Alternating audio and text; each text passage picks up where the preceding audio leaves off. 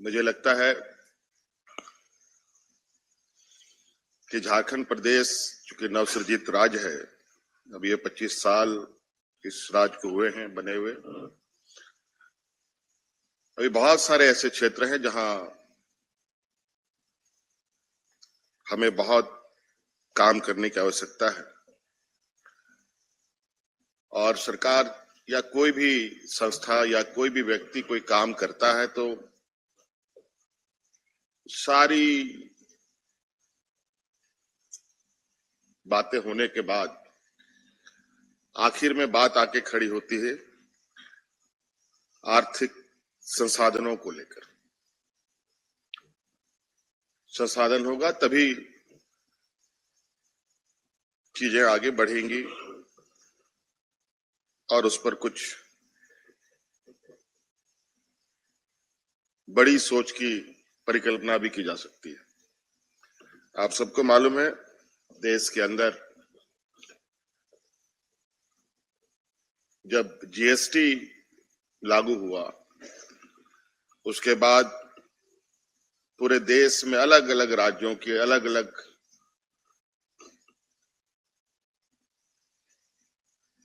आर्थिक संसाधनों के जुटान को लेकर किसी के लिए ये अच्छा हुआ, किसी के लिए खराब भी हुआ। केंद्र सरकार ने इसके लिए एक निर्धारित समय तक कंपनसेशन देने का भी काम किया। अब वो भी वक्त खत्म हो चुका है। अब मोटा मोटी पूर्णतया से अब सभी राज्यों को अपने पैरों पर खड़ा होना है।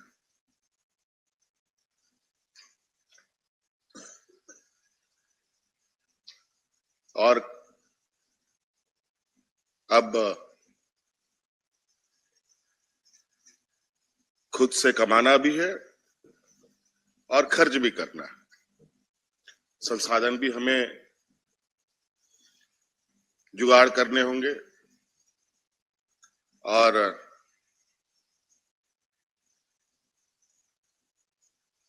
आवश्यकता अनुसार राज्य के अंदर चाहे वो शिक्षा हो, स्वास्थ्य हो, सामाजिक सुरक्षा हो, बिजली हो, पानी हो, सड़क हो, इत्यादि सभी चीजों पर खर्च करने पड़ेंगे।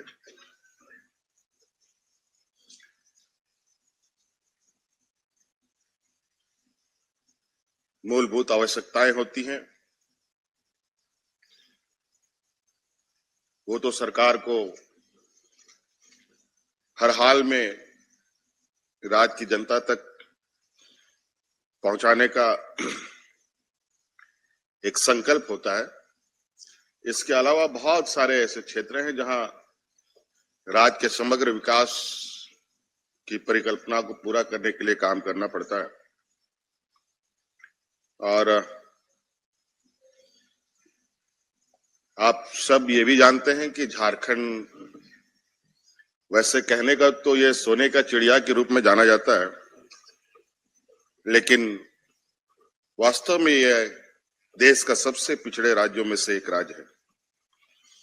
लेकिन ये राज्य विगत 25 सालों में गिरते पड़ते कई नए आयाम छू रहा है। अभी पूर्व वक्ताओं ने राज्य सरकार की कुछ उपलब्धियां जो नीति आयोग द्वारा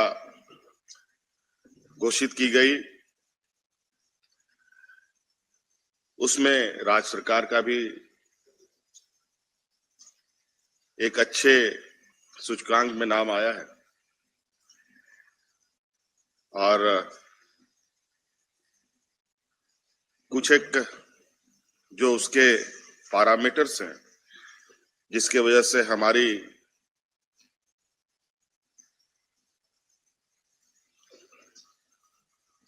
जो स्थिति बनी है, जो फिस्कल हेल्थ इंडेक्स में जो हम लोग का पायदान बेहतर हुआ है, उसमें तो कुछ एक में तो हम बहुत नंबर 1 पहले पायदान पर भी। खैर अभी इससे बहुत ज्यादा उत्साहित होने की आवश्यकता नहीं है। हाँ, जरूर इससे हौसला जरूर हमारा बढ़ता है। हमें इसमें और भी बहुत कड़ी जोड़ने की आवश्यकता है।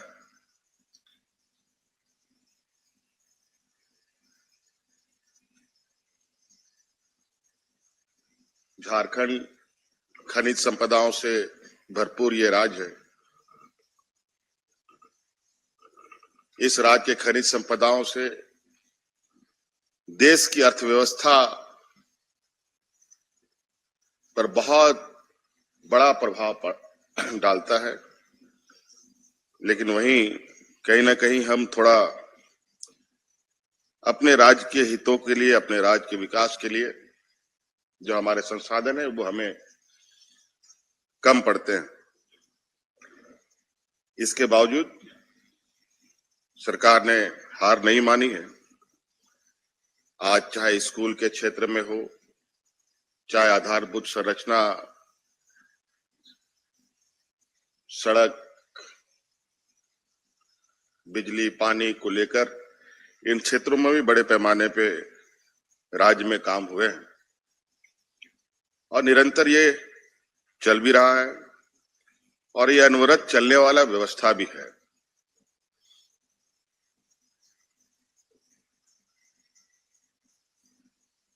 हाँ, एक बात जरूर आज इस मंच में आ रही है कि हमें कोई भी कार्य योजना बनानी हो तो एक लंबी दूरी को लेकर बनाने की आवश्यकता है। आज हम कोई पेड़ लगाते हैं तो हमारा पीढ़ी दर पीढ़ी उस पेड़ का लाभ उठा पाए, चाहे वो छांव के रूप में, चाहे वो फल के रूप में। कई शहरों को हमने देखा, कई ऐसे योजनाएं बनी हैं कि उस योजना को आधारशिला जब रखा गया था उस समय हम लोगों की उम्र 5-6 साल की हुई होगी, लेकिन वो आज एक विशाल काया रूप में अवस्थित है। लोग उसको देखते हैं, उसका लाभ लेते हैं। तो कुछ चीजें हैं जो पीढ़ी दर पीढ़ी उसके लिए प्लानिंग करने की आवश्यकता है।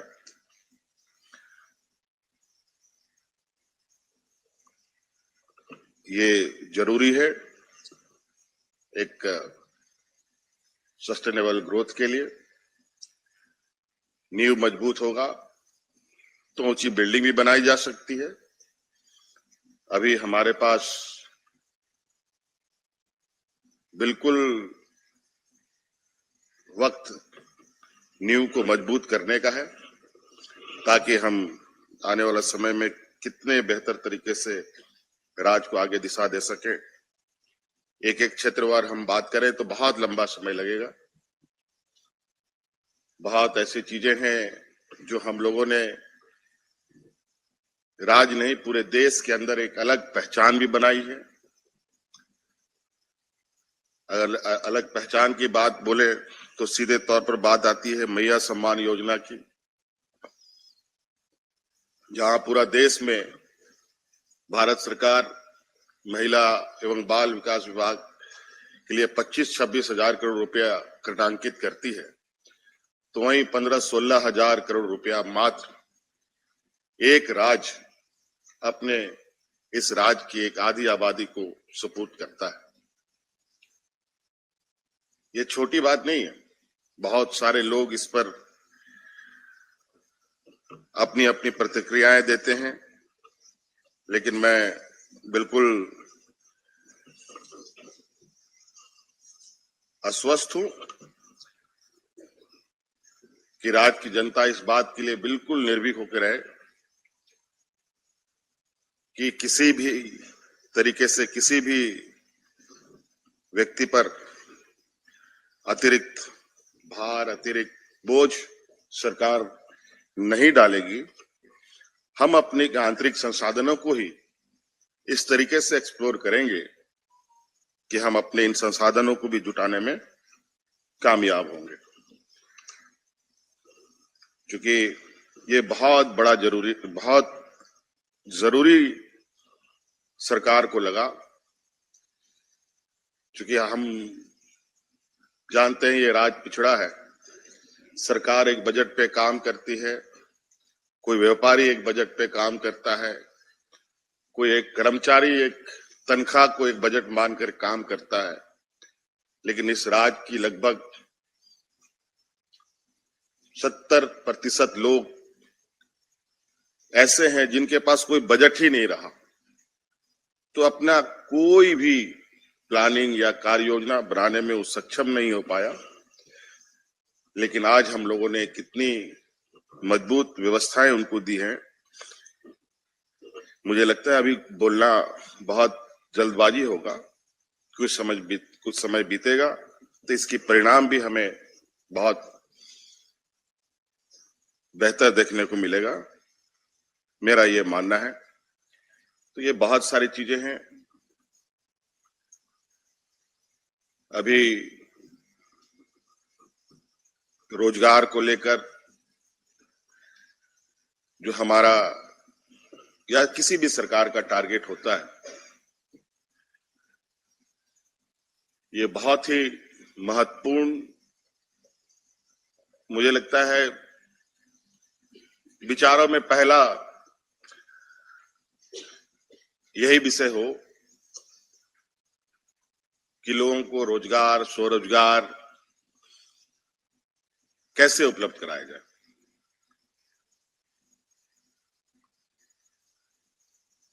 और आप सभी देख रहे हैं कि पूरे देश के अंदर जो हमारी एक देश का बड़ा समूह जो नौजवान है, नौकरी को लेकर, रोजगार को लेकर आए दिन कितने मायूस होते हैं। इस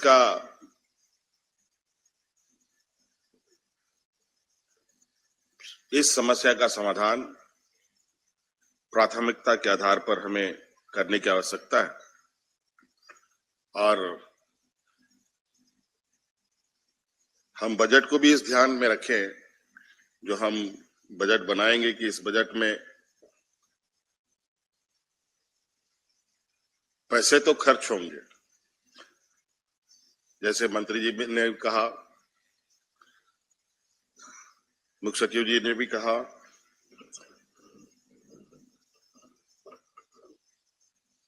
कि जो हम पैसे खर्च करेंगे उसका आउटकम क्या है।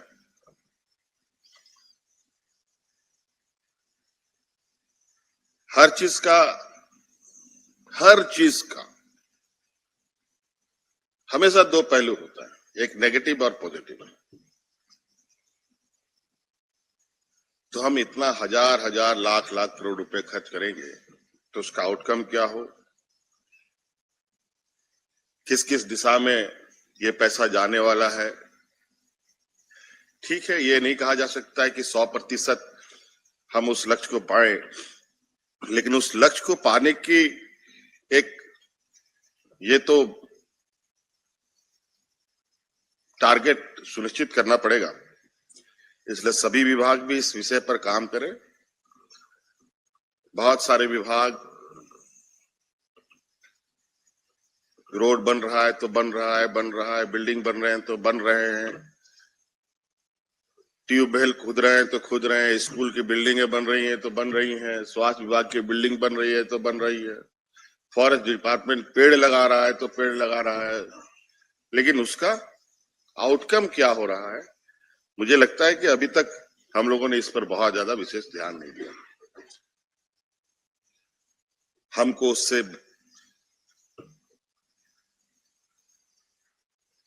कितना लाभ मिला,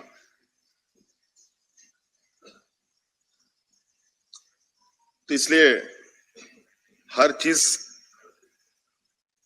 बने जरूर, लेकिन उसका नेगेटिव और पॉजिटिव हमेशा इसको नजर में रखने की आवश्यकता है। आज सड़कें बन रही हैं, इतनी सड़कें बन रही हैं,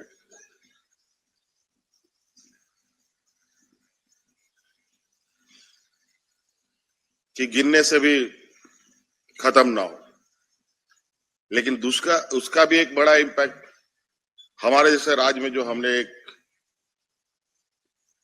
अनुभव के तौर पर जाना कि आज एक्सीडेंट भी उसी रफ्तार में होने लगा है। इतना एक्सीडेंट कि और विशेषकर नौजवानों का।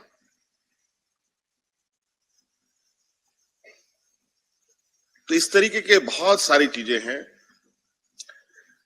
अब उसके लिए ये भी सतर्कता आवश्यकता है कि रोड बन रहा है, इसका नेगेटिविटी क्या है, तो हमें लोगों को किस तरीके से जागरूक रखना है, तो ये भी जरूरी है। तो बहुत ऐसे चीजें हैं। हम लोग पानी सप्लाई करते हैं तो पता चला कि कहीं हम लोग का पाइप फट गया, इतना गैलन वाटर पानी का रिसाव हो चुका है कि उससे 4 दिन तक, 1 हफ्ते तक लोग पानी पी सकते हैं। हर चीज का कोई, अब लाइटें जल रही हैं, कहाँ कितनी लाइट की आवश्यकता है, कितनी लाइट की आवश्यकता नहीं है, और यहाँ कंपनियां आती हैं अपना पेमेंट और बिल का पूरा अंबार लगा के सरकार से बिल तसीलने का काम करती है। तो बहुत सारी चीजें बिना वजह भी इधर उधर हमारा खर्च का ये बढ़ जाता है। तो इसलिए आप सब लोगों ने, मुझे लगता है कि 15-16 तारीख से आप लोग इस चीज की तैयारी कर रहे हैं, और हमारे विशेषज्ञों ने बहुत अच्छे सुझाव दिए। मुझे लगा कि मैं तो बीच बीच में कुछ सवाल पूछ सकता हूं कि नहीं पूछ सकता हूं। मुझे लगा कि आज आखिरी दिन है, इस वजह से सभा और ज्यादा लंबा ना किया जाए। ये तो बहुत सारे सवाल हमारे जहन में भी आए, हमारे महानुभावों के इस, क्योंकि जिज्ञासा है, एक अच्छी चीजें हमें मिले। आज इसी वजह से आज ये इतनी बड़ी संगोष्ठी का आयोजन हुआ है। एक अच्छा हम लोग एक दस्तावेज तैयार कर पाए जो इस राज्य की मूलभूत समस्याओं का समाधान करते हुए एक समग्र विकास की ओर हम आगे बढ़ पाए। और निश्चित रूप से आप लोगों ने जो सुझाव दिए हैं, उन सुझाव को हम सभी लोग मिलकर एक गंभीरता से उसको अध्ययन करते हुए उसको कैसे हम लोग शामिल कर सकते हैं, इन सब का हम लोग विशेष ध्यान रखेंगे। बहुत बहुत धन्यवाद। इन्हीं बातों के साथ सभी को जोहार।